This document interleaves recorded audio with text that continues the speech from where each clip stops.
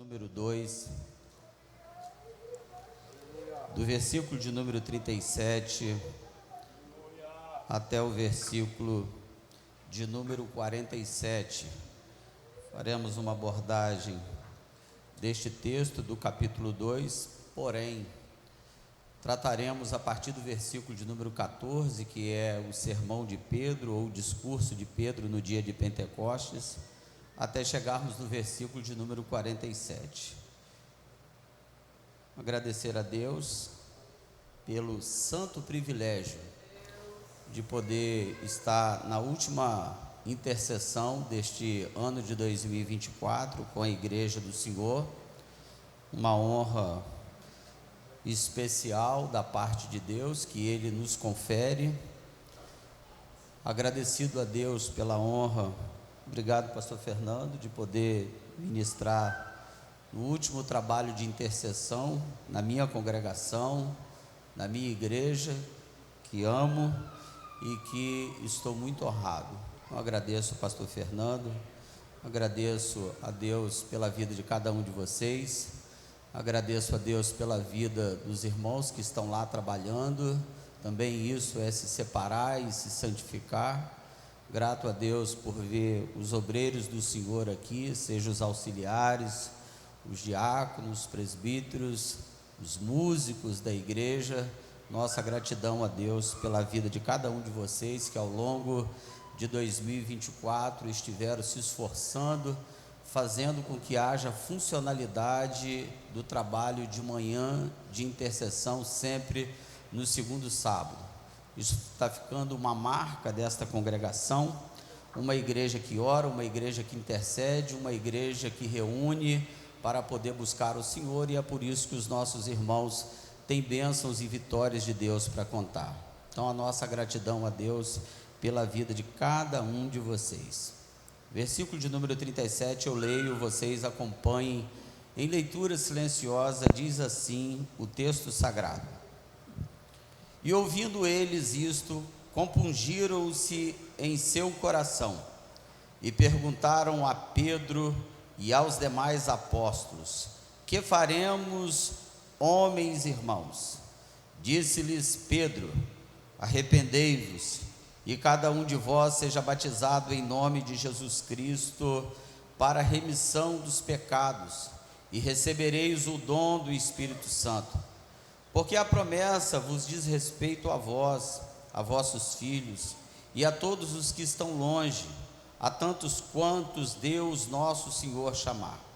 E com muitas outras palavras isto testificava e os exortava, dizendo: Salvai-vos desta geração perversa.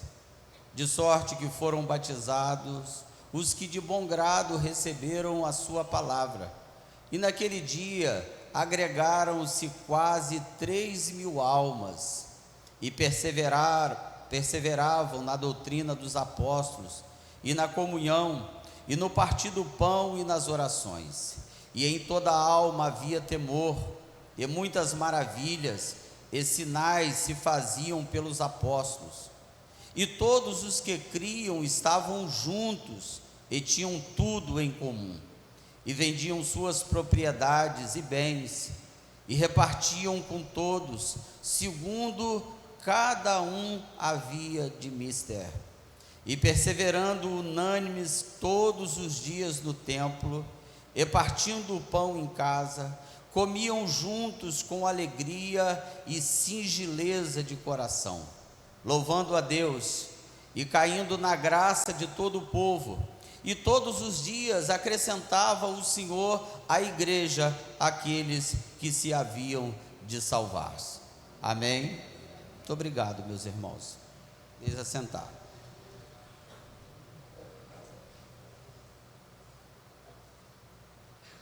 Pode deixar, está tranquilo, se for água, tá, pode deixar.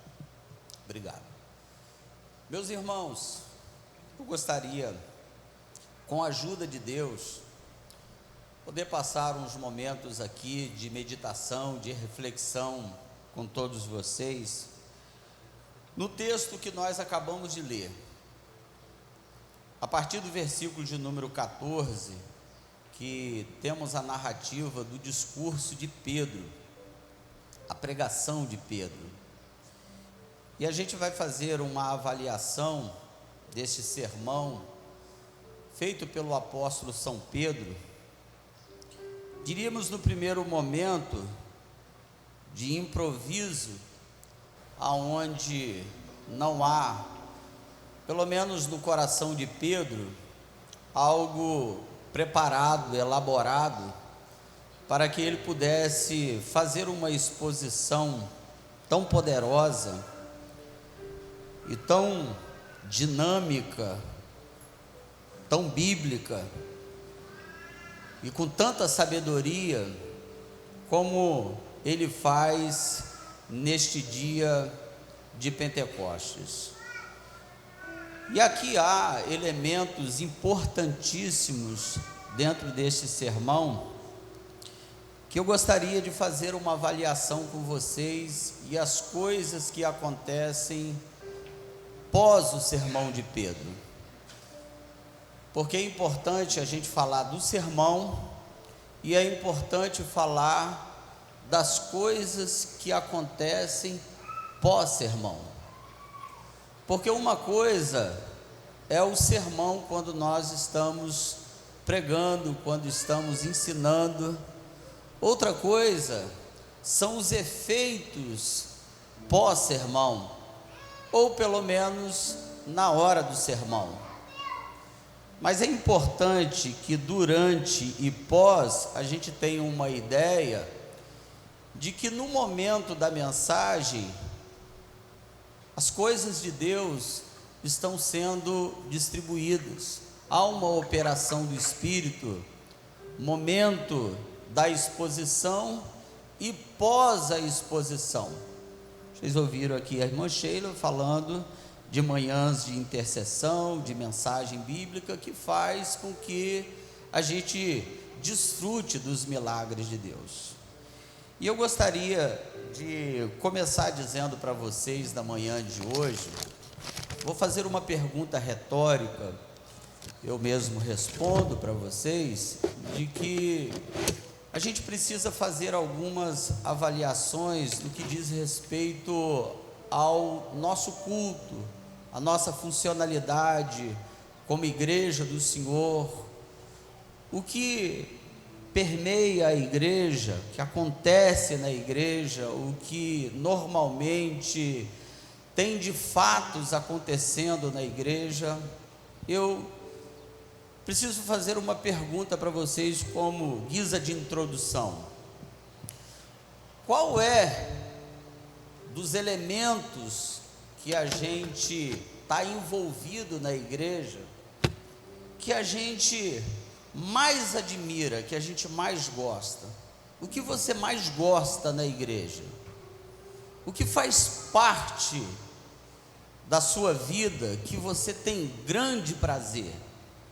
De que você passa horas envolvidos com aquilo que te atrai?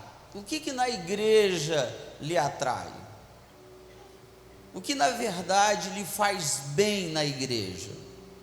Porque como seres humanos, a gente logo pensa de que há coisas que nós nos inclinamos, que a gente gosta.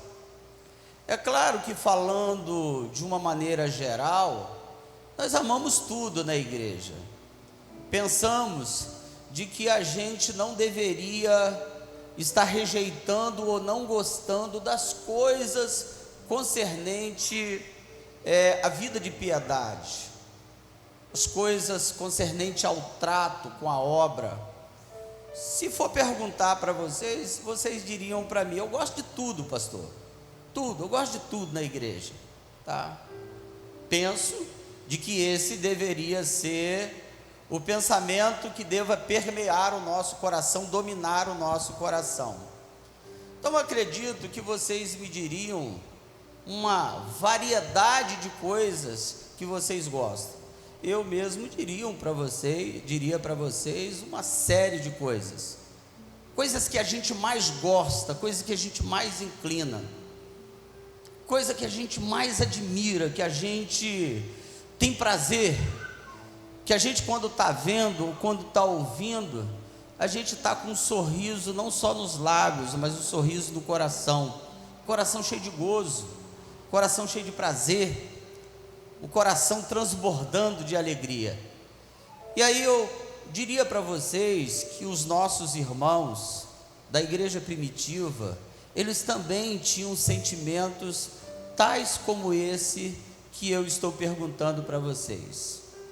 E eu gostaria de responder os sentimentos da igreja primitiva e em seguida explico porque isso está inserido no texto.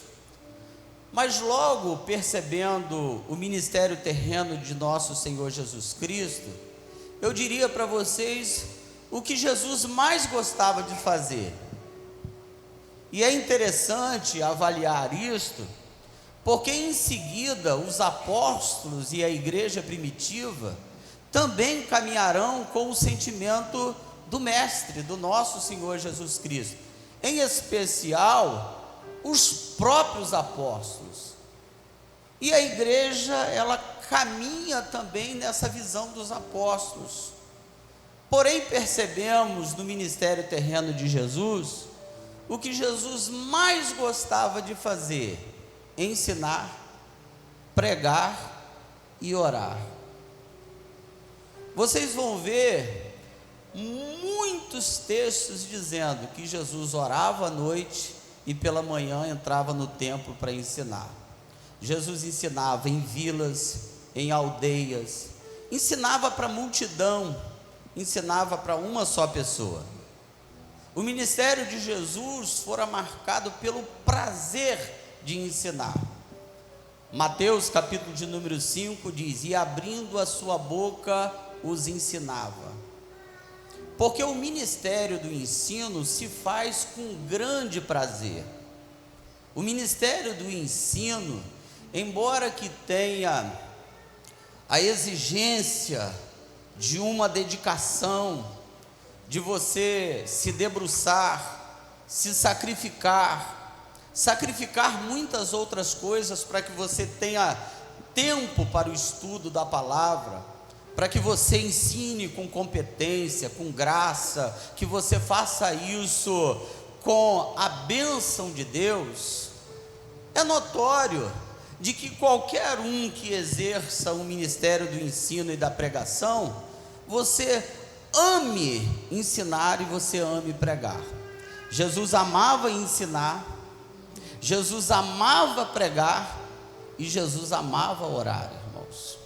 Porque orar, na mentalidade de Jesus, não é uma questão de penitência, não é uma questão só de sacrificar-se, embora oração está também envolvido com sacrifício, com renúncia, com levantar altar, e aonde exige esforço, demanda sacrifício por parte daquele a quem faz. E aí Jesus toma grande prazer no que ele está fazendo, ensinar. E quando ele ensina, vem junto com o seu ensino milagres. Ele abre a boca para ensinar, ele prega, porque uma hora Jesus está ensinando, outra hora ele está pregando. E há diferenças entre ensino e pregação, e a gente não tem como explicar isso agora pela manhã. Mas o fato de que Jesus, ele está abrindo a sua boca para ensinar e para pregar, quando ele fala, milagres estão acontecendo, seja na esfera física, pessoas eram curadas pelo poder da palavra dele, ou quando ele está de forma muito clara, de forma muito explícita, ele está abrindo a sua boca para decretar curas, milagres como expulsão de demônios e coisas extraordinárias acontecendo enquanto as pessoas estão ouvindo. Outros estão sendo transformados no seu interior, como por exemplo aquele servidor que, a mando dos principais do sacerdote, no capítulo 7 do Evangelho de São João, quando ele vai para matar a Jesus, há um interesse dos principais do sacerdote, e ele ouve Jesus ensinando naquele último dia da festa dos tabernáculos. E quando este servidor volta para os principais líderes do sacerdote, ele diz: nunca eu ouvi homem falar com este homem. Por que destas coisas? Por causa do ensino, por causa da pregação, por causa do poder da palavra. E a igreja primitiva, ela vem desta mesma linha, desta mesma bebida da água do Salvador: ensinar e pregar. Até porque, quando há uma dissensão na igreja primitiva acerca do servir à mesa, os apóstolos disseram: não é razoável que nós deixemos o ministério da palavra e a oração para que a gente sirva a mesa. Nós perseveraremos na oração e no ministério da palavra. A igreja primitiva teve como se espelhar nos seus apóstolos, nos seus líderes, nos seus obreiros, para viverem envolvidos com o ministério do ensino e com o ministério da pregação. E é por isso que, dentro deste texto que nós acabamos de ler, o texto vai dizer: e eles perseveravam na doutrina dos apóstolos.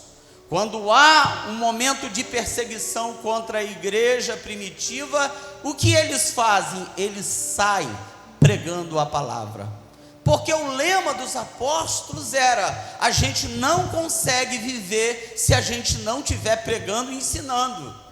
O crescimento da igreja primitiva se deu, irmãos, por causa do ensino e da pregação da palavra de Deus.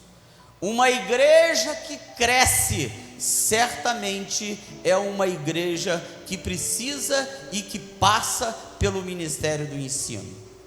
Uma igreja que recebe dons espirituais é porque se inclina à pregação e ao ensino da palavra de Deus.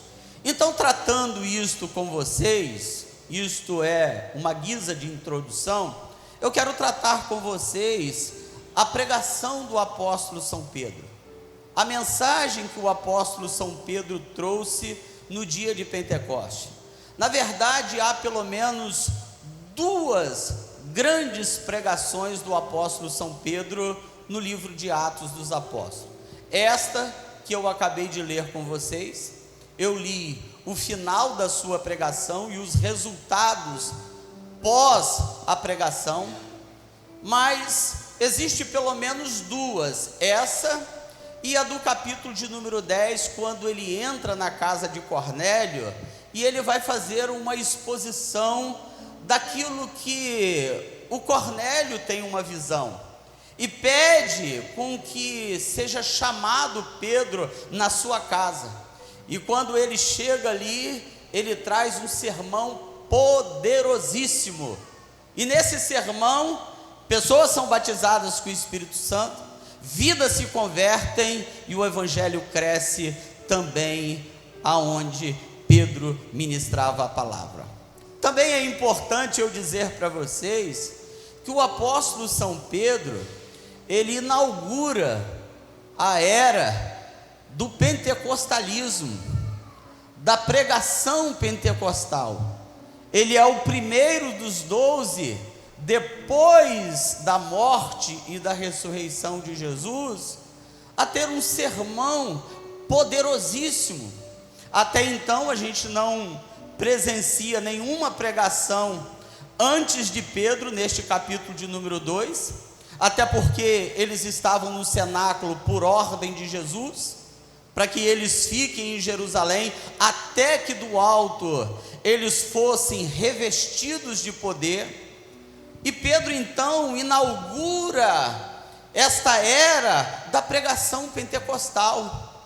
Até hoje nós temos os ensinadores, aqueles modelos de ensino aonde são bem didáticos, de forma aonde revela a grandeza, a capacidade daqueles a quem Deus chama para o ministério de mestres, ensinando as verdades de Deus, ensinando os conselhos de Deus, os desígnios de Deus. Mas olha, podemos dizer que Pedro é um diferencial de um pregador pentecostal. Pedro é um pregador aonde graça de Deus e poder de Deus são marcas do ministério de Pedro. Eu acho que isso não é novidade para nenhum dos nossos amados irmãos que estudam a palavra, de maneira que Pedro está tão envolvido com o poder da palavra, a graça de Deus é tão abundante na vida de Pedro. Vocês vão perceber que pós esse sermão, até a sombra de Pedro cura, de maneira, irmãos, que é um ministério poderosíssimo. Me permita, isso não é uma desfeita a nenhum de nós, o sangue de Jesus tem poder, mas quando é que foi que a nossa sombra andou curando? Quando é que foi que a gente passou e alguém disse: olha, quando a sua sombra passou, eu fui curado? Pedro tem marcas de um pentecostalismo autêntico e verdadeiro.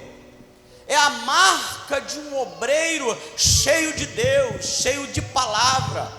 É a marca de um homem que tem a autoridade de Deus, que tem poder de Deus, que tem facilidade de poder abrir os lábios e transmitir uma palavra da parte de Deus com muita competência, com muita ousadia, com muita graça, e sinais vão acontecendo à medida que ele abre a boca para falar. E eu queria fazer aqui a avaliação da mensagem de Pedro no dia de Pentecostes, sobre a perspectiva de que há 3 assuntos que ele trata aqui.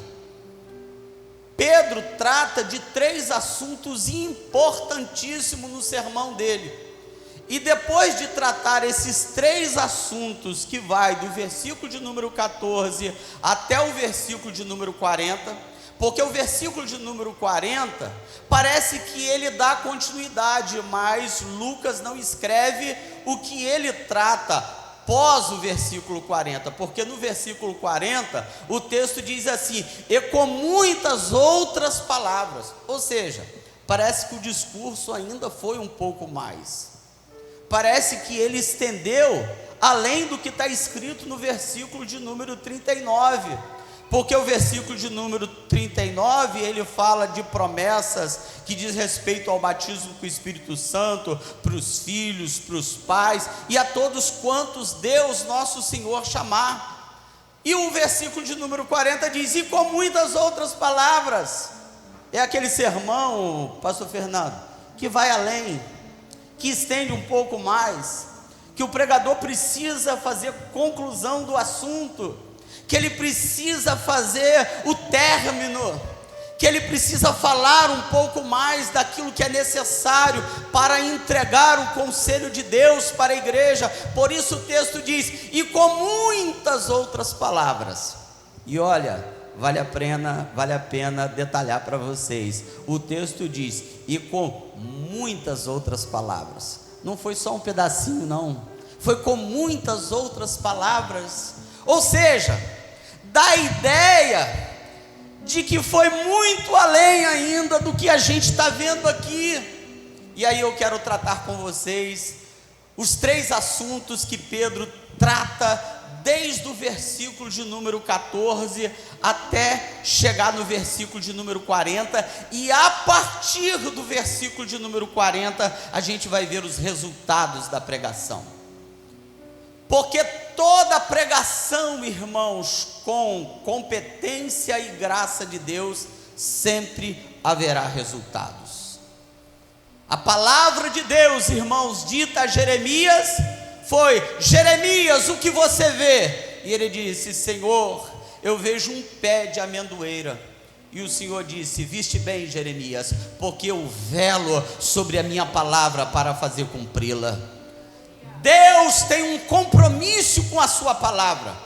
Se Ele anunciar que você precisa se separar, se separe para Ele. Se Ele disser que haverá cura na sua casa, na sua vida, certamente a cura acontecerá na sua casa e na sua vida.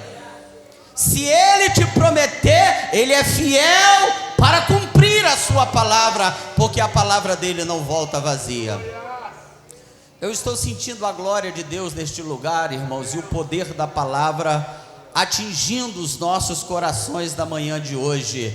E eu quero que seja o desejo do coração do pastor, que nesta última manhã de intercessão, os resultados de tudo quanto ouvimos ao longo desse ano, nas manhãs de intercessão, e hoje aparecerão para a glória do nome de nosso Senhor Jesus Cristo. Então é importante que eu comece dizendo para vocês os 3 assuntos que Pedro trata nesse discurso no dia de Pentecostes. Bom, vocês conhecem e sabem que o discurso de Pedro vem por causa do agir de Deus, do Espírito Santo acontecendo no cenáculo.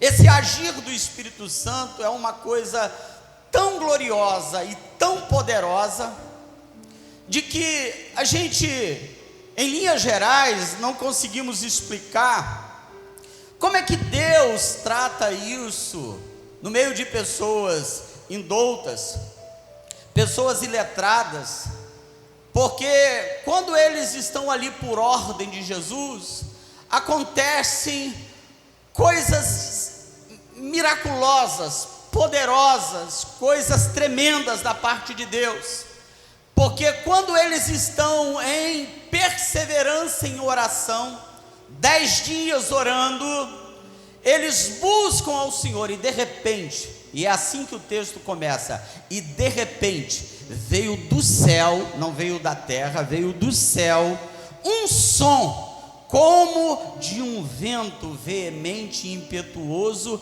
e encheu toda aquela casa, e foram vistas línguas repartidas como que de fogo, aos quais pousaram sobre, detalhe, cada um deles, não pousou sobre os 12, pousou sobre cada um deles, quase 120, então quase 120 receberam a promessa de Deus, que estava dita pelo profeta Joel, e de repente, todos foram cheios do Espírito Santo de Deus, e aí, começa a se ter um movimento extraordinário, de maneira que os homens que ali estão em Jerusalém, que eles estão peregrinando, os partos, medos, elamitas e tantos outros da Capadócia, Bitínia, eles começam a perceber que há um movimento no cenáculo, que há um barulho no cenáculo, que há algo extraordinário, e eles são atraídos em ver aquilo que está acontecendo ali, de forma que Lucas descreve que este povo pensa de que eles estão embriagados, eles estão entendendo de que o movimento do Espírito Santo que está acontecendo ali, é como se eles estivessem completamente embriagados. E a gente precisa tomar muito cuidado, irmãos, porque há um combate contra o movimento pentecostal, de que a gente não pode, dentro da nossa denominação, usar da liberdade do Espírito Santo. Eu estou falando de liberdade do Espírito Santo, de maneira que a gente pule, que a gente salte, que a gente levante as mãos, que a gente fale bem alto, que a gente transmita a nossa alegria. Os mais ousados, eu diria, que faz até o seu aviãozinho, cheio da glória de Deus, o outro sapateia. Este movimento pentecostal sempre foi a marca em nossa denominação, de maneira que o povo, quando olha para o cenáculo, eles são atraídos, e eles veem que há algo extraordinário acontecendo, e que a aparência do que eles estão vendo, quando eles chegam perto, eles estão se deparando com um fato. Bom, está lá parto, medos, elamitas, pessoas de outras nações, e eles estão vendo esses que são indoutos, iletrados, pessoas simples, e estão vindo eles falar das grandezas de Deus na língua de cada um deles, sem estudo. Porque olha, irmãos, eu diria para vocês, para os mais jovens, isso até fica mais fácil, porque a mentalidade fresquinha, com capacidade de entender as coisas, quando se vai ensinar inglês, que é uma língua praticamente quase que universal, que muita gente se debruça para conhecer, muitos dos mais novos pega com facilidade o aprendizado acerca do inglês, e aí a gente observa, não é o que aconteceu lá no cenáculo, porque há quase 120, estão ali pessoas de baixa idade, média idade, certamente pessoas que eram os anciãos da igreja também, pessoas que estão chegando ali e que acompanharam a Jesus. E aí eu diria, isto não é desfeita, tá? Se para os mais novos é mais fácil compreender uma outra língua, para os mais velhos isso não é. E me permita dizer aqui, eu tive um professor de inglês lá em casa, e quando ele começava a falar, irmãos, as coisas de inglês, estava treinando a minha esposa, a gente querendo aperfeiçoar, ter uma outra língua para poder aperfeiçoar, irmãos, só I love you. O que passasse de I love you, tá? Era muito difícil para mim. E aí a dificuldade de compreender o inglês, irmão Vanderlei, me permita eu falar isso com o senhor. Se eu botar o senhor numa escola de inglês, vai ter dificuldade, não vai, irmão Vanderlei? Então a gente entende que para os mais velhos, falar em outra língua é muito mais exigente. Isso não é menosprezar a capacidade das pessoas, mas é uma realidade. Mas no cenáculo não, irmãos. No cenáculo estão quase 120. E eu diria para vocês entenderem, se houvesse lá russo, se houvesse africano, se houvesse lá japonês, se houvesse lá chinês, o povo olhou para os 12, para aqueles quase 120 que lá estavam, aí eles diriam: eu estou vendo ele falar na minha própria língua, em japonês, eu estou vendo ele falar em russo, na minha própria língua, eu estou vendo ele falar em português, na minha própria língua, estou conjecturando. E aí todo mundo está vendo homens simples falar das grandezas de Deus na sua própria língua, e o nome do Senhor era glorificado. Isto é ação de Deus, isso é milagre de Deus. Aí aparecem os murmuradores e vem e diz: isto é gente que bebeu, 9 horas da manhã eles estão embriagados. Aí aparece, a partir desse momento, versículo de número 14, que vai começar o sermão de Pedro. Quando o sermão de Pedro começa, e eu começo aqui, o primeiro assunto que Pedro trata é Bíblia com eles. Olha que pregador. Irmãos, eu preciso dizer isso com vocês, eu estou com a minha alma incandescente aqui nesta manhã, porque o primeiro assunto de um verdadeiro pregador é a palavra. Ele pode até adicionar testemunhos na sua mensagem, mas o verdadeiro pregador, que ele ama Cristo, que ele ama o seu mestre, quando ele faz uso da palavra, a primeira coisa que ele tem que ter é Bíblia Sagrada, é palavra de Deus. Pregador sem ferramenta nunca será pregador.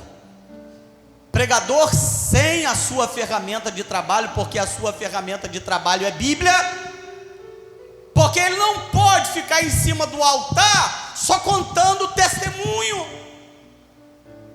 O verdadeiro pregador, ele ama expor a palavra, ele ama trazer a palavra. E eu quero trazer para vocês que o primeiro assunto de Pedro era expor a palavra, porque quando ele se levanta, versículo de número 14, vai aparecer aqui no Data Show para vocês.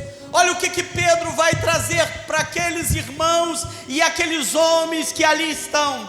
Pedro, porém, pondo-se em pé com os 12, levantou a sua voz e disse-lhes: homens judeus e todos os que habitais em Jerusalém, seja-vos isto notório. Ele está dizendo: vocês precisam saber disso, escutai as minhas palavras. Estes homens, eles não estão embriagados como vocês pensam, sendo agora a 3ª do dia, 9 horas da manhã.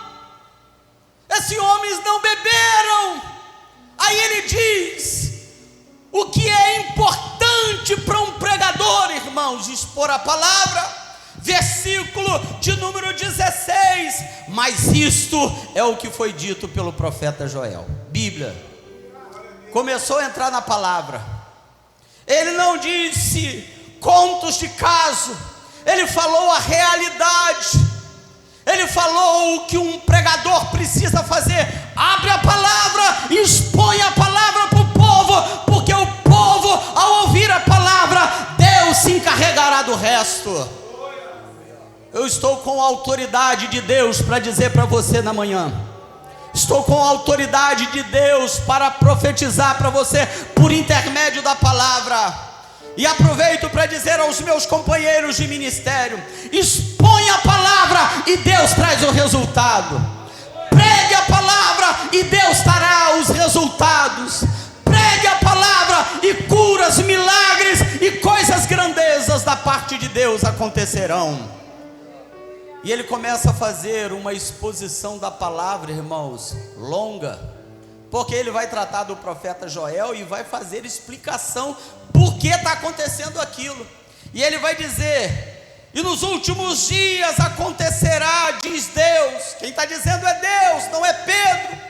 Ele usa o argumento da palavra, bota Deus na história e diz que do Espírito de Deus seria derramado sobre toda a carne, e os vossos filhos e as vossas filhas profetizarão, os vossos jovens terão visões, e os vossos velhos sonharão sonhos, e também do meu Espírito derramarei sobre os meus servos e sobre minhas servas naqueles dias, e profetizarão. Ou seja, ele começa a fazer uma exposição, bota o nome dos profetas, bota o nome de Davi, porque o sermão continua. Vocês vão ver a partir do versículo de número 29, porque Davi também entra na história no sermão de Pedro.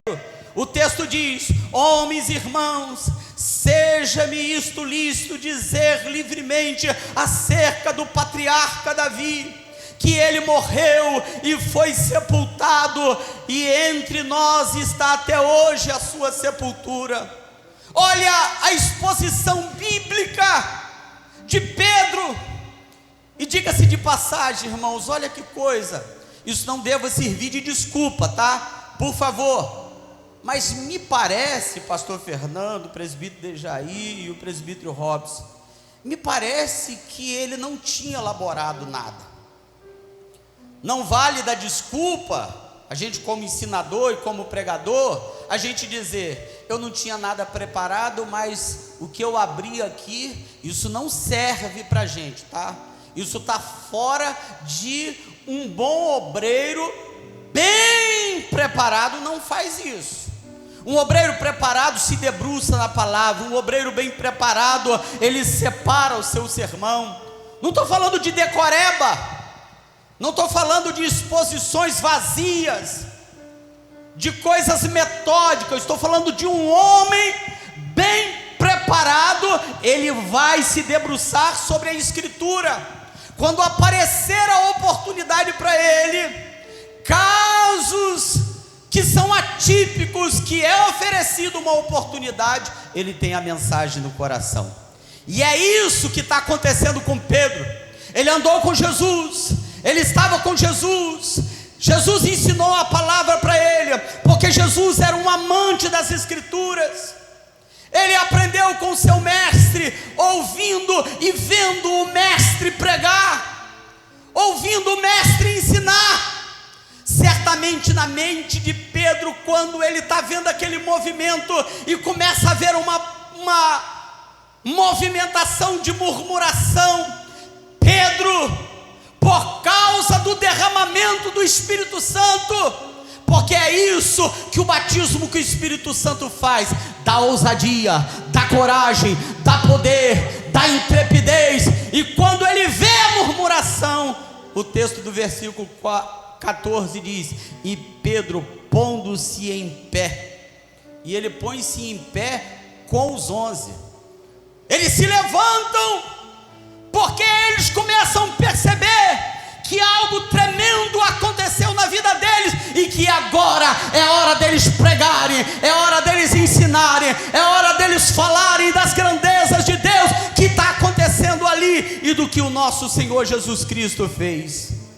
Então a mensagem de Pedro, ela é bíblica, começa pelos profetas, passa por Davi, mas uma mensagem que fala só dos profetas ou dos patriarcas, e fala dos reis, e não fala de Jesus, essas mensagens, irmãos, podem estar incompletas.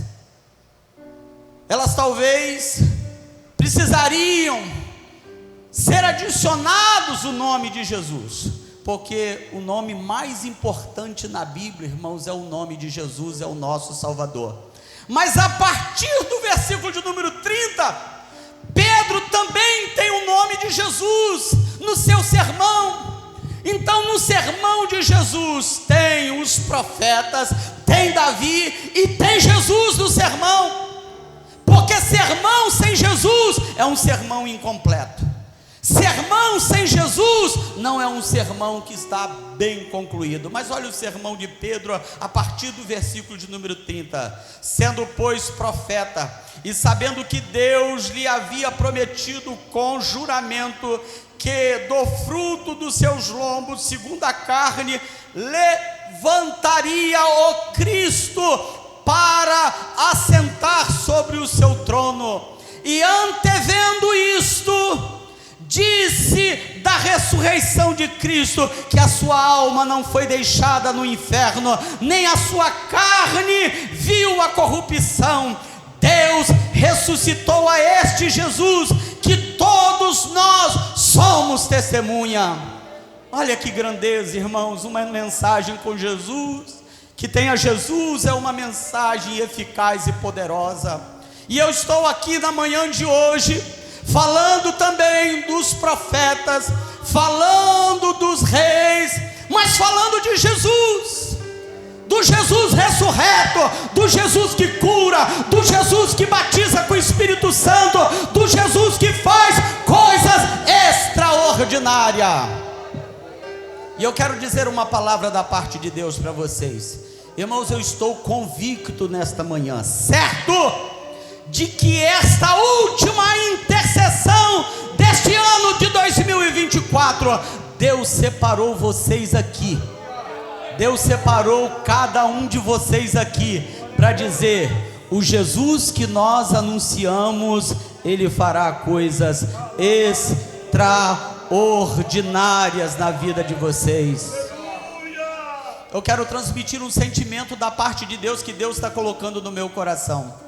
Presbítero Dejair, certamente de tudo que permeia seu coração, de coisas que eu não sei como seu pastor, eu não conheço, mas o Espírito que conhece diz para você nesta manhã: coisas extraordinárias acontecerão na sua vida, de milagres que você ainda nem teve na sua mente, de coisas especiais, e elas acontecerão no campo da espiritualidade e acontecerão no campo físico, no campo material, porque Deus está aqui para realizar coisas tremendas na nossa vida. Bendito seja o nome de Jesus, o nome poderoso que faz coisas extraordinárias. Mas eu quero compartilhar o segundo assunto que Pedro trata dentro desta mensagem, do versículo 14 até o versículo 40. O primeiro, ele fala sobre escritura, palavra, colocando os profetas, os reis e o nome de Jesus no meio da sua pregação. Mas no segundo, ele trata sobre a questão do pregador pentecostal. E quando eu falo do pregador pentecostal, eu não estou falando só de pastores e de obreiros. Eu estou falando de crentes pentecostais, da obra pentecostal, dos pregadores que primam pelo verdadeiro pentecostalismo. O que Pedro trata no seu segundo assunto? Ele trata sobre batismo com o Espírito Santo. Ouça isso, por favor, irmãos. Se vocês puderem olharem para cá, é muito importante que vocês me dêem atenção olhando para cá. Uma das marcas de um pregador é tratar sobre pentecostalismo. Nenhum pregador pode se dar ao luxo ou ao descuido de não tratar de pentecostalismo, não tratar da obra pentecostal. E eu quero aguçar a sua curiosidade. Olha isso, diácono Gustavo. Como é que Pedro, no seu primeiro sermão, ele já está tomado, tão inflamado pela obra do Espírito Santo, que ele quer tratar sobre o batismo com o Espírito Santo no primeiro dia da sua mensagem. E quando a gente trata da obra pentecostal, ela é tão gloriosa, irmãos, porque a operação do Espírito Santo é a obra do Espírito Santo agindo no meio da igreja. E a gente precisa rogar a Deus de que a bandeira do Pentecoste não esteja arriada em nossas igrejas. A bandeira do Pentecostes, ela precisa estar levantada através de dons, sinais, prodígios, milagres acontecendo no meio do seu povo, porque isso é o que acontece no verdadeiro pentecostalismo. E aí, a partir, vocês vão ver do versículo 16 e até o versículo de número 18, ele vai tratar sobre a obra do batismo com o Espírito Santo. Me permita aqui dizer para vocês, irmãos, só para vocês terem ideia, qual foi a última vez que vocês ouviram a gente falar sobre obra de pentecostalismo? Qual foi a última vez que vocês ouviram a gente pregar sobre batismo com o Espírito Santo? Qual foi a última vez que vocês ouviram a gente falar de dons espirituais? Qual foi a última vez que vocês ouviram uma mensagem temática tratando da obra do Espírito Santo? Pedro, no seu primeiro sermão, que é pego de improviso, ele está tratando da palavra e da obra do Espírito Santo. Se não, perceba a partir do versículo de número 16. Mas isto é o que foi dito pelo profeta Joel. Aí ele volta para o profeta Joel. E o que diz o profeta Joel? Que nos últimos dias Deus derramaria do Espírito sobre toda a carne. E o que aconteceria? Vossos filhos e vossas filhas profetizarão, vossos jovens terão visões e vossos velhos sonharão sonhos. Vocês estão vendo que coisas que são extraordinárias estão no âmbito da igreja? Porque essas coisas não podem estar distantes da igreja. Esses assuntos têm que estar no nosso púlpito. Esses assuntos têm que estar no círculo de oração, nos jovens, tem que estar nos músicos, tem que estar na igreja do Senhor, porque a obra do Espírito Santo faz diferença no nosso meio. Cantores, cantem debaixo da unção do Espírito Santo. Pregadores, preguem com ousadia do Espírito Santo. E quando você faz isso, o Espírito Santo se encarrega de trazer resultados tremendos e maravilhosos. Agora ouça isso, por favor, irmãos. Vocês me dêem a paciência de vocês, eu não vou prolongar. Mas está acontecendo aqui que jovens estão tendo visões. Estão acontecendo que filhas estão profetizando milagres. Não dá para explicar isso. Velhos também estão sendo úteis na obra. Eles estão tendo sonhos. E não são sonhos comuns aqui. São sonhos espirituais, comunicações de Deus, diretrizes de Deus para a igreja. Deus se revelando por intermédio dos sonhos. E aqui eu volto a um assunto que eu perguntei lá no início para vocês. Eu amo tudo, tá, irmão? Principalmente ensino e pregação. Tem ensino na igreja, a gente fica assim, ó, de boca aberta. Tem pregação com muita ousadia, com muita graça, nossos ouvidos estão assim, meu Deus. Tem hora que a mensagem passa tão rápida, você fala, esse camarada podia ter ido mais, ele podia ter estendido como Paulo o discurso, de tão inflamado e tão poderoso que é o assunto que está tratando, e a gente se deleita, a gente vai para casa com a alma aberta, a gente vem com um sorriso nos lábios, a gente vai para casa, com o exemplo da minha esposa, dos meus filhos, a gente já vai no carro contando da mensagem, a gente já vai falando das coisas que Deus fez, das coisas que Deus prometeu para a igreja, dos milagres que Ele realizou no culto, coisas tremendas e maravilhosas da parte de Deus. Mas olha, aqui tem um detalhe que eu amo muito. Minha esposa às vezes tem que ter até paciência comigo. Eu estou parecendo às vezes como José, porque me encanto olhando para ele também e para o profeta Daniel. Eu acordo e falo com ela, essa noite eu tive um sonho. Essa noite Deus me falou algo sobre a igreja. Às vezes Deus me falou algo sobre alguém, e a minha alma enche de gozo, porque sei que são diretrizes da parte de Deus. E me permita compartilhar com vocês, eu não vou contar o sonho todo, eu vou contar uma parte. Um dia desse eu tive uma revelação da parte de Deus, e eu fiquei tão impactado com a revelação, eu fiquei tão atônito com a visão, e eu estou falando diante de Deus, Deus o sabe, e eu tenho a minha esposa aqui como testemunha, porque a gente não usa, irmãos, de fraudulência, de engano, quando a gente está ministrando a palavra. Que o sangue de Jesus nos cubra, como pregadores que saem contando mentiras no momento da pregação, contando experiências que não viveram, contando fatos que não são verídicos. E um dia desse, eu tive um sonho que era acerca do ministério, e nesta revelação Deus estava me mostrando algumas coisas acerca da vida ministerial, e no que diz respeito até o ministério de forma ampla, seja pessoal aqui na congregação, ou seja também as coisas relacionadas ao ministério da Serra. E aí, quando eu estava tendo a revelação do que eu não posso compartilhar com vocês, eu acordo assustado, atônito. Acordei nesse dia com a boca seca. Era por volta mais ou menos de 1h40.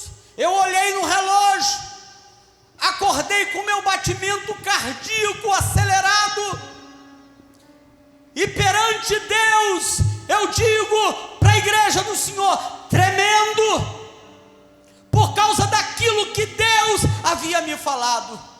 E quando Deus me falava acerca daquilo que eu tinha visto, eu acordo um tanto assustado e chorando.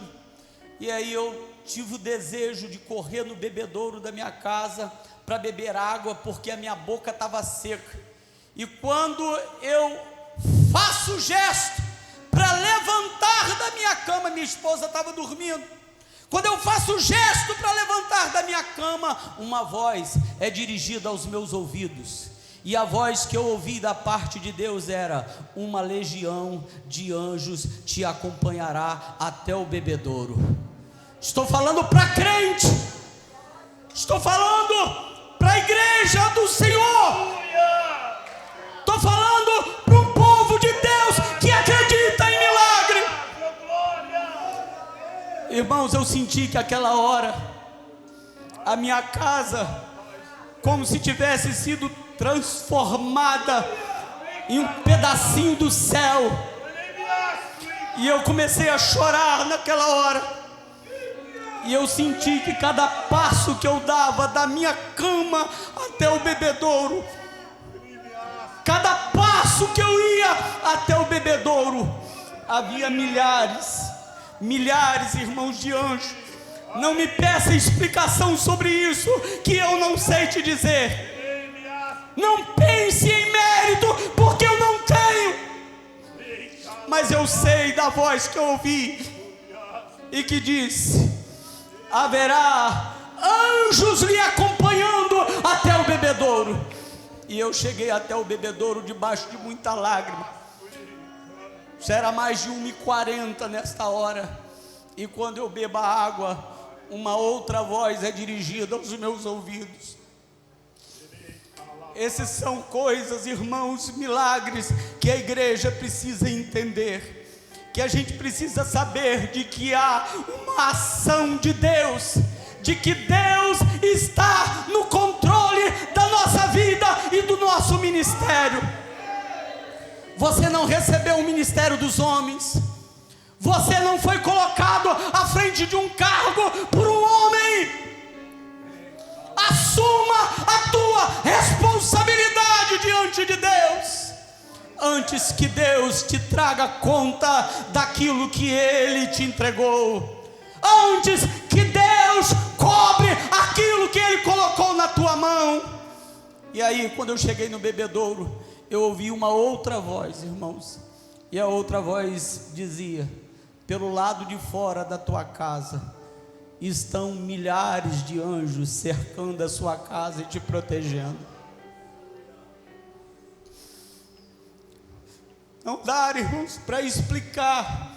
Não dá para explicar como isto me veio aos ouvidos. E eu tenho certeza da parte de Deus do que ouvi. E aí eu chorando, eu falei: Senhor. E antes que a palavra saísse dos meus lábios para dizer Senhor, porque Senhor, eu não mereço, aí a voz torna os meus ouvidos pela terceira vez, porque eu dizia: Senhor, eu vou voltar à minha cama e vou falar com a minha esposa, vou acordar ela. E aí a voz torna os meus ouvidos e diz: os meus anjos te acompanharão novamente até o teu leito. E eu volto, irmãos, eu sinto que há milhares de anjos indo comigo, até eu chegar a hora de eu acordar a minha esposa, e ela está aqui, ela sabe. Eu acordei chorando, debaixo de muita unção e de muita graça de Deus. Eu disse: Milka, Deus falou comigo agora. E era um momento tão sublime, tão poderoso, que só os céus podem fazer algo assim. Sabe por quê, irmãos? Não estou dizendo que eu sou velho, mas o texto diz que os velhos terão sonhos, porque os velhos são úteis na obra, porque pentecostalismo acontece com visão, com revelação, com profecia, com poder de Deus, com batismo com o Espírito Santo. Enquanto eu prego nesta manhã, Jesus é poderoso para te batizar com o Espírito Santo, para a gente sair da inércia de uma vida natural, de de uma vida, irmãos, que parece que a gente está no culto apenas como uma passarela para prestar apenas uma apresentação metódica vazia. Não, Deus quer que o seu povo seja inflamado pela obra do Espírito Santo. Cai, nabalabai, cai, xerimiá, labacalabai, xerimiá. Na pregação do apóstolo São Pedro, segundo tema da sua mensagem, o segundo assunto da sua mensagem é batismo com o Espírito Santo, porque perceba que ele trata isto a partir do versículo de número 16, mas trata isso também a partir do versículo de número 37, e diz: ouvindo eles isto, compungiram-se em seu coração, e perguntaram a Pedro e aos demais apóstolos: que faremos, homens irmãos? E disse-lhe Pedro: arrependei-vos, e cada um de vós seja batizado em nome de Jesus Cristo, batismo na água, para a remissão dos pecados. Agora perceba que ele volta a repetir: e recebereis o dom do Espírito Santo. Irmãos, com ousadia, levanta a mão para o céu quem é batizado com o Espírito Santo. Deus deu um dom para você, permaneça com a mão levantada.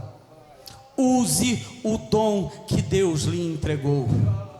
Use esta graça que Deus lhe entregou, porque a promessa, disse Pedro, diz respeito a vós, a vossos filhos e a todos os que estão longe, e a tantos quantos Deus nosso Senhor chamar. Ele te chamou, você é batizado com o Espírito Santo. Deus te chamou, Ele pode te batizar com o Espírito Santo. Deus te chamou, Ele tem esse presente para você. E diga-se aqui, com ousadia de Deus, Ele tem isso para você nessa manhã. Ele tem batismo com o Espírito Santo nessa manhã. Eu estou pregando a palavra, eu estou pregando o poder de Deus, eu estou pregando maravilhas de Deus e unção de Deus. Agora, irmãos, eu encerro aqui. O terceiro assunto da mensagem de Pedro era se separar do mundo.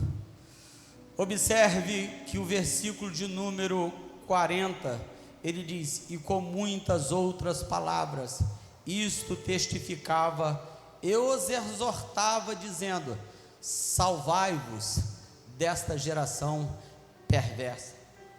Salvar-se desta geração perversa é se separar desta geração perversa, é se santificar, é colocar-se perto de Jesus, é manter-se distância com os ideais do mundo, deste mundo perverso, que perece com suas concupiscências, com a soberba da vida, com a concupiscência da carne, com as ideologias mundanas.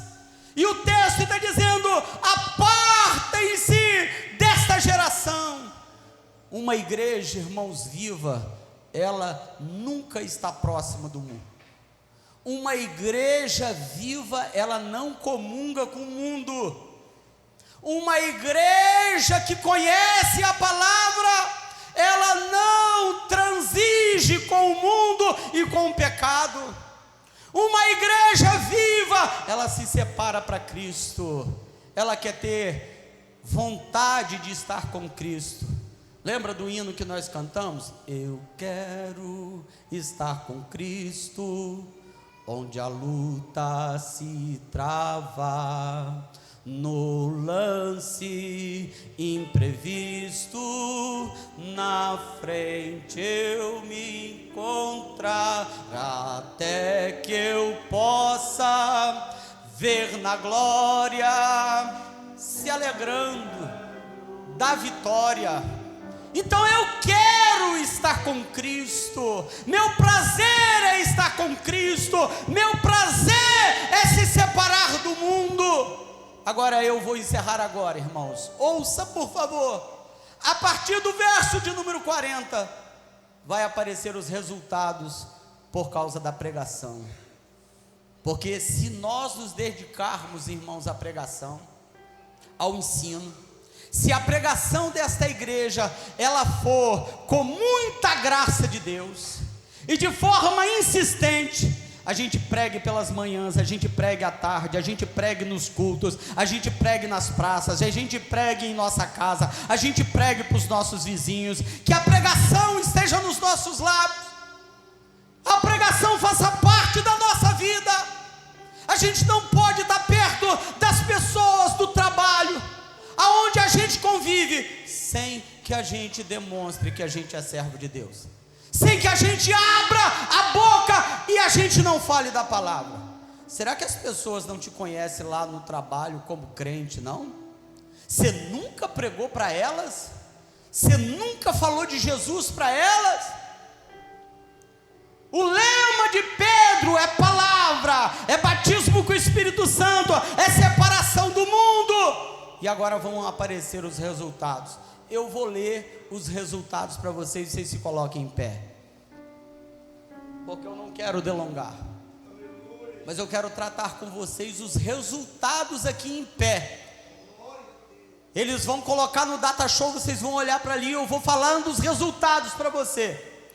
Quando ele termina o sermão, aí a partir do versículo de número 41, vai começar a aparecer os resultados imediatos e posteriores, porque tem milagres que acontecem logo, mas milagres aparecerão amanhã. Você está olhando aqui para o pastor? Irmãos, tem resultados que aparecerão hoje, tá? Hoje, neste culto. Mas tem resultados que vão aparecer amanhã, tem resultados que vão aparecer no próximo ano, resultados que vão acontecer no próximo mês, resultados que aparecerão nas semanas seguintes, mas Deus fará aparecer os resultados. Você crê nisso? Levante assim a mão.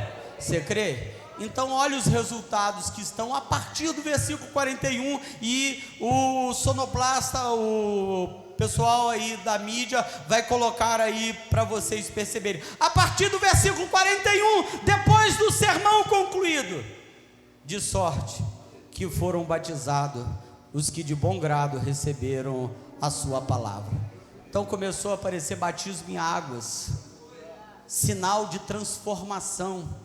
E aqui há um detalhe, irmãos: há casos na Bíblia de batismo exatamente depois da conversão, que é o caso de Cornélio e outros. Creu, quer se batizar, porque batismo, ela é uma figura da nossa identidade com Cristo, da nossa semelhança com Cristo, da sua morte, da sua ressurreição, da nossa identidade com eles. E eles se identificaram tanto com Jesus que eles disseram: eu quero se batizar. Aqui vale, irmãos, uma questão doutrinária, que crente não pode ficar 10 anos para se batizar. Passa a vida toda na igreja, não tem compromisso com batismo.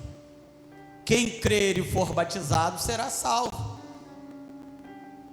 E aqui o resultado aparece, e eu vou ler de forma rápida: de sorte que foram batizados os que de bom grado receberam a palavra, e naquele dia agregaram-se quase 3.000 almas. Só em um dia 3.000 almas aceitando Jesus.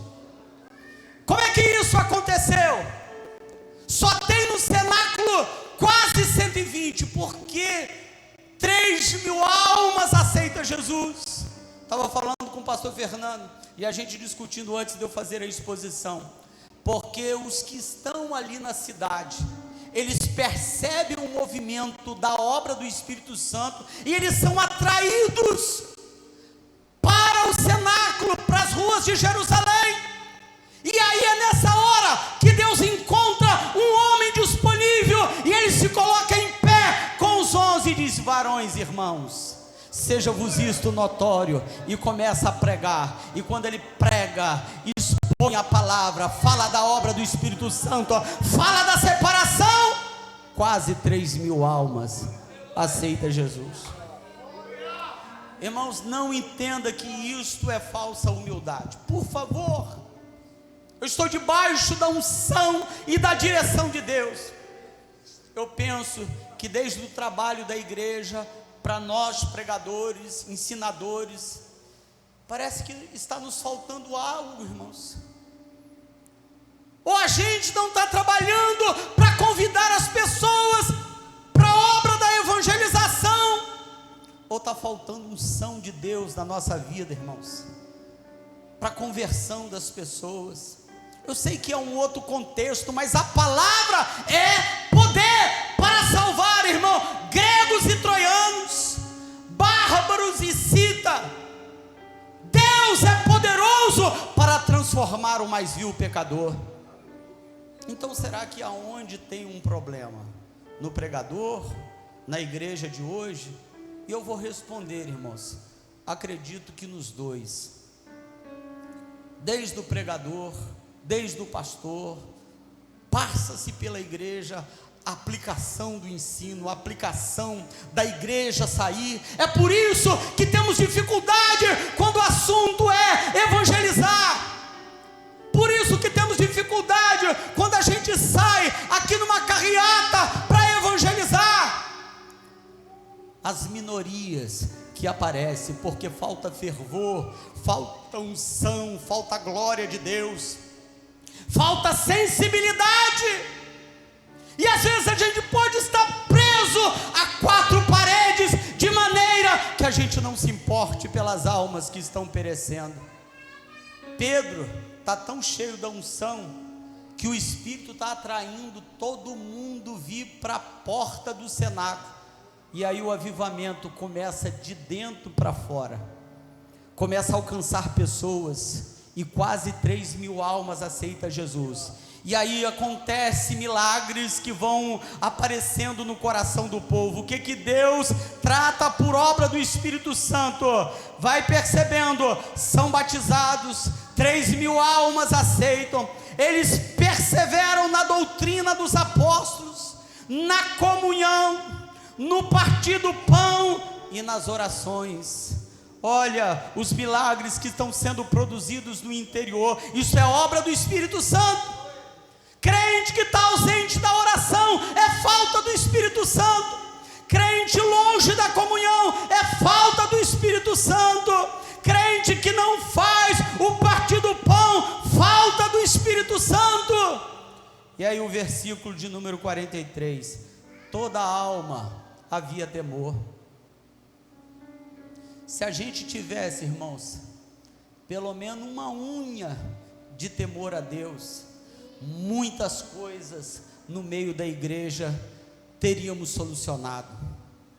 Se houvesse temor de Deus no nosso meio, irmão, certamente muitos problemas deixariam de acontecer no nosso meio. Só que não havia só a questão do temor no coração do povo. Muitas maravilhas e sinais se faziam.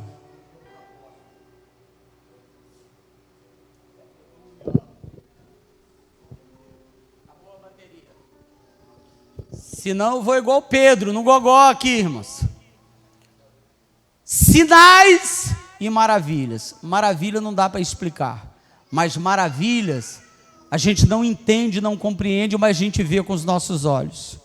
E eu vou proferir palavras da parte de Deus para vocês. Irmãos, maravilhas estão acontecendo hoje aqui, e maravilhas continuarão a acontecer no nosso meio. Mas segure isso que eu quero dizer. Mas não acontece, não só acontecerão maravilhas, mas acontecerão sinais também. Você sabe o que é sinais? Sinais são provas. O que Deus estava realizando na igreja primitiva? Maravilhas, mas provas também. O que é provas aqui que estão acontecendo? São fatos que Deus, por intermédio do Espírito Santo, fazia acontecer no meio da igreja, que eram incontestáveis, eram provas reais e vivas, eram sinais acontecendo. Porque tem coisa que a gente olha e fala, rapaz, que coisa tremenda, que sinal maravilhoso Deus deu para aquela irmã e para aquele irmão, que prova de que Deus está no ministério dela, que prova de que Deus está no ministério de tal obreiro. Isso são chamados sinais. Obreiro precisa ter sinais na sua vida, provas de que Deus está no teu ministério. Pode pedir sinal a Deus, que Deus te dá sinal de que Ele está contigo. Agora perceba, a partir do 44, e todos os que criam estavam juntos. Não era uma igreja separada, não era uma igreja que estava ali, cá e acolá. Eles estavam juntos. Se era para oração, eles estavam juntos. Se era para o partir do pão, eles estavam juntos. Em todas as circunstâncias, eles estavam juntos. E diz mais, e tinham tudo em comum. Não era uma igreja dividida, não era uma igreja cada um com o seu parecer, era uma igreja que estava na doutrina dos apóstolos. Eles ouviam os seus líderes, eles acatavam os seus líderes, e o texto diz a partir do versículo de número 45, eles vendiam suas propriedades, para se aparecer? Não. Eles vendiam suas propriedades e bens e repartiam com todos, segundo cada um havia de mister. E perseverando unânimes todos os dias no templo e partindo o pão em casa, comiam juntos com alegria e singeleza de coração. Singeleza de coração é pureza de coração. E aí o versículo de número 47 é a alegria dos apóstolos e dos crentes por tudo que estava acontecendo, porque Deus estava dando de crescimento para a sua lavoura. 47 diz assim, louvando a Deus e caindo na graça de todo o povo, e todos os dias, acrescentava o Senhor à igreja aqueles que se haviam de salvar. Que igreja, irmãos, que igreja, irmãos. Eu encerro com uma pergunta: você acha que você está longe ou você está perto do modelo que essa igreja viveu? Seja sincero, você não precisa me responder na mente, o Espírito te encarregará de te ajudar na sua resposta. Você acha que você está perto desta igreja? Ou você está longe do modelo desta igreja? E se você acha que você está longe, eu queria te convidar para você se ajoelhar aqui à frente. Se você não é batizado com o Espírito Santo, você pode ser. Se você está crendo que você pode ser mais útil na obra, que você pode doar mais, 2025 está chegando, e Deus está dizendo para a gente, por intermédio da sua palavra pregada em cima deste altar, que 2025 é um ano de coisas extraordinárias que acontecerão nesta igreja. E Deus está te chamando nesta manhã, se você quer ser melhor. Só se você quiser ser melhor. Eu oro por você.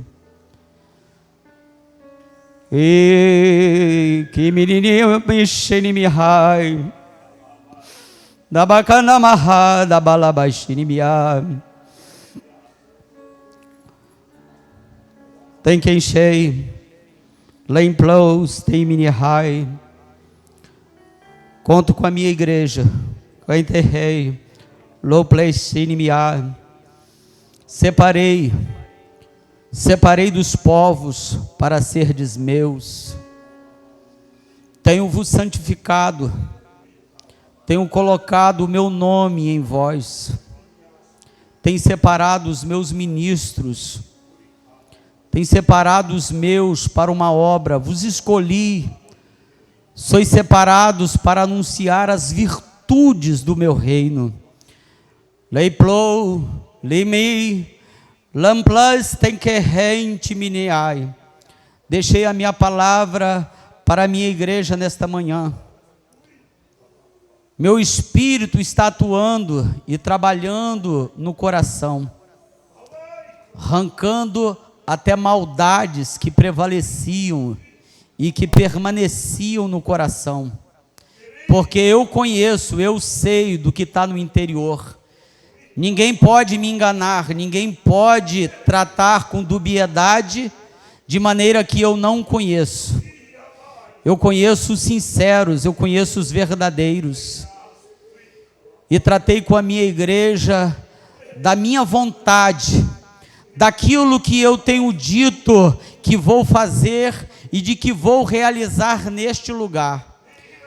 Tenho separado esta igreja, tenho separado o meu povo para que seja um diferencial neste município e muito além deste município.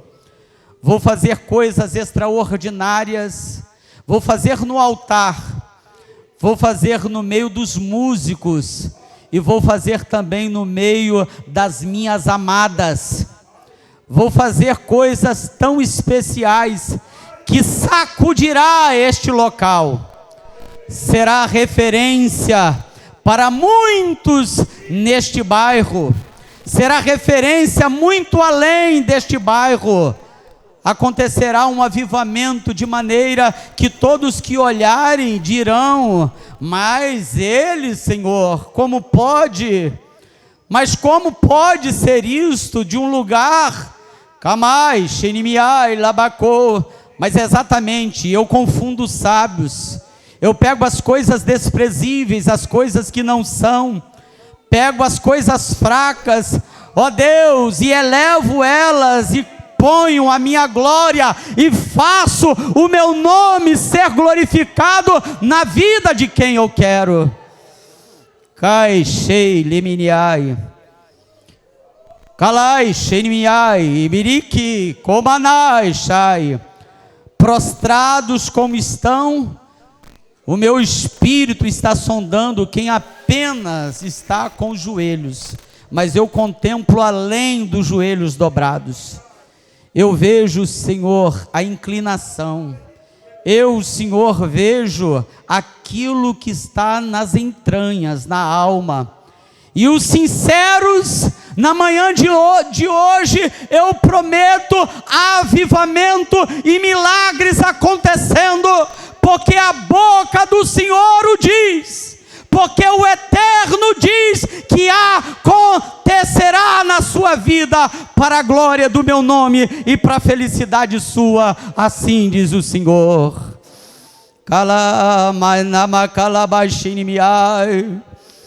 Deus bendito, eu lhe peço, faça, Senhor, na vida dos teus servos, cumprir-se a sua boa palavra.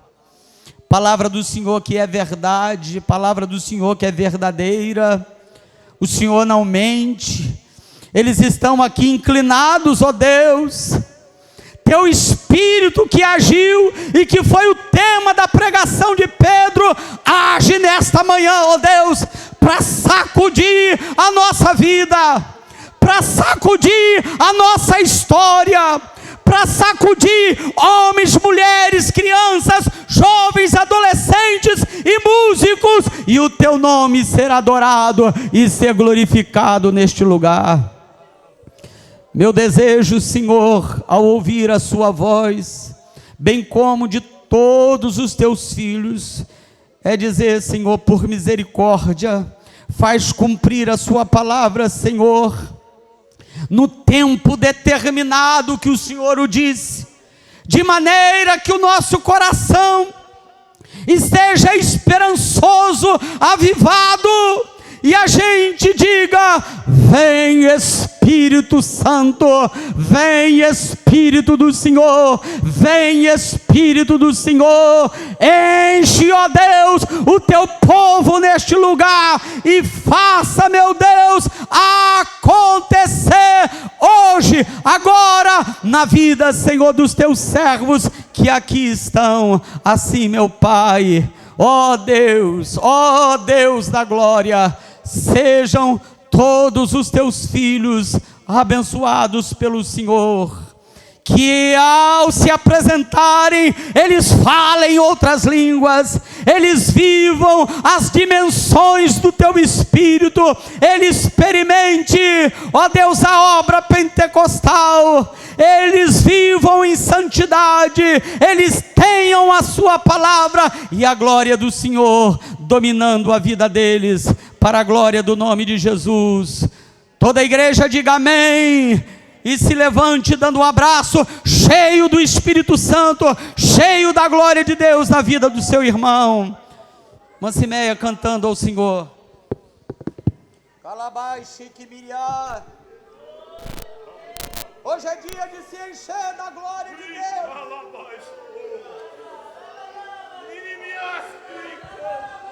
Mancimeia.